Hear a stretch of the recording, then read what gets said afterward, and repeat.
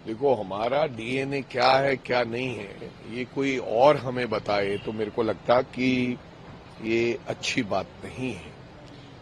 और शिवराज सिंह चौहान जिस पद पे बैठे हैं, मुख्यमंत्री रहे हैं, बहुत वरिष्ठ नेता हैं, अगर वो ऐसी बात करते हैं तो मेरे को लगता कि कहाँ पॉलिटिक्स जाके रुकेगी, ये भगवान जाने। कि इतनी उम्र वाले नेता और जिस प्रकार की टिप्पा टिप्पणी मैं किसी को कहूं कि तेरा डीएनए क्या है, तो मेरे को लगता ये किसी वरिष्ठ नेता को शोभा नहीं देता। ऐरा गहरा नत्थु गहरा तो कुछ भी कहते।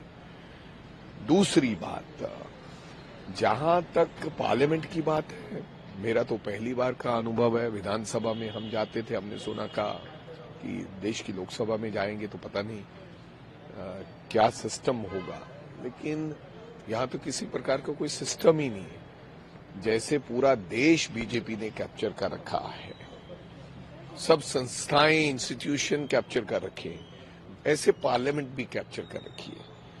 आप किस इशू पे बोलना चाहेंगे, किस नहीं बोलना चाहेंगे, आपका कोई कॉल अटेंशन लगेगा नहीं लगेगा, और किस मुद्दे के ऊपर चर्चा होगी नहीं होगी, कौन सा सवाल लगेगा कौन सा नहीं लगेगा, जो लगता है कि बीजेपी को बैक फुट पे लाने वाले इश्यूज हैं उनके ऊपर चर्चा होती ही नहीं है। अगर पूरी ऑपोजिशन खड़ी होकर 10 दिन ये कहे कि जेपीसी बननी चाहिए तो उनके मुताबिक तो जेपीसी नहीं बन सकती है।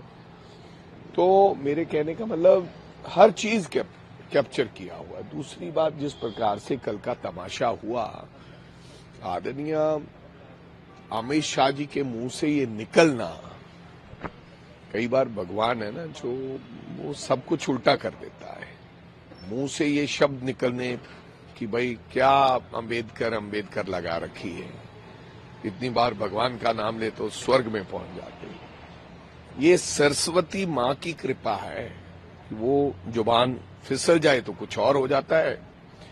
तो मेरे को लगता है उसकी माफी मांगने की बजाय इन्होंने क्या किया कि जानबूझ के एक स्क्रिप्टेड स्टोरी लिखा जिसमें राहुल गांधी के ऊपर एफआईआर लॉन्च कर दिया गया।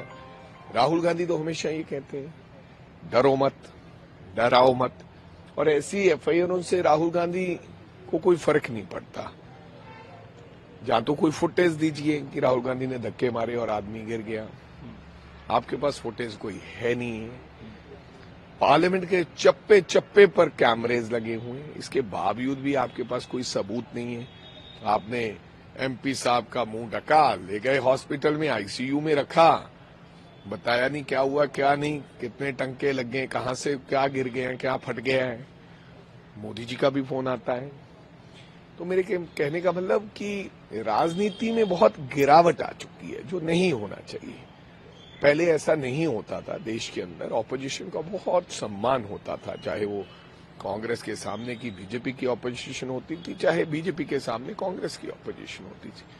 अगर कोई ऑपोजिशन का नेता घर आ जाता था जहां काम कराने के लिए, सबसे पहले जो सत्ता पक्ष होता था उसका काम करता था।